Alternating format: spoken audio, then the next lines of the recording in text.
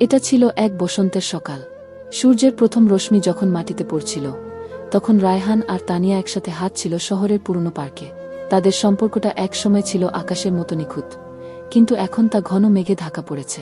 তানিয়া অনেক দিন ধরেই বুঝতে পারছিল রায়হানের মধ্যে কিছু পরিবর্তন এসেছে।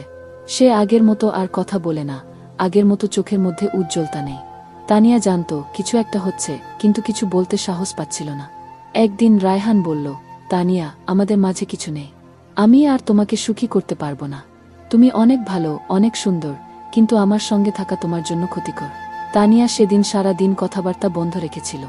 সন্ধ্যার পর একে অপরকে ঘিরে শূন্যতা আছড়ে পড়েছিল।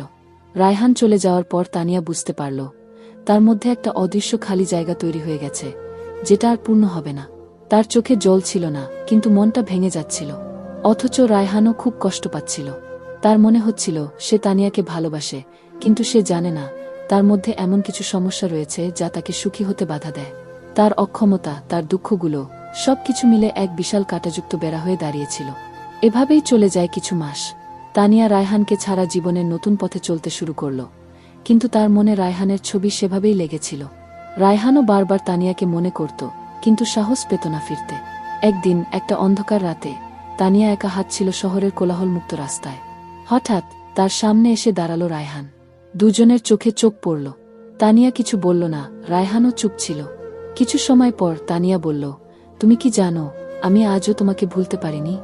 রায়হান নীরব ছিল। তারপর সে বলল, আমিও তোমাকে কখনো ভুলতে পারিনি, কিন্তু আমি জানি আমরা একে অপরের জন্য সঠিক নয়। তোমার জন্য আমি কষ্ট দিয়েছি, তুমি আরও ভালো কিছু অর্জন করা উচিত। এই কথাগুলোর মধ্যে যে কষ্ট ছিল তা দুজনেই অনুভব করেছিল। তারা একে অপরকে ছেড়ে চলে গেল, কিন্তু এই কষ্টের আবেগ ছিল তারা কখনো ভুলবে না। শেষে রায়হান আর তানিয়া বুঝেছিল ভালোবাসা শুধুই সুখ নয়, কখনো কখনো এই কষ্টের মধ্যেও সত্যিকারের ভালোবাসা থাকে, যা সময়ের সাথে সাথে তাদের হৃদয়ে চিরকাল রয়ে যাবে। ভালোবাসার কষ্ট এমনই, কখনো তা ছিঁড়ে ফেলা যায় না, কারণ সেই কষ্টে লুকিয়ে থাকে এক বিশেষ আবেগ, যা কখনো অমূল্য, কখনো বিরহ, কখনো ছায়া, আবার কখনো আলো।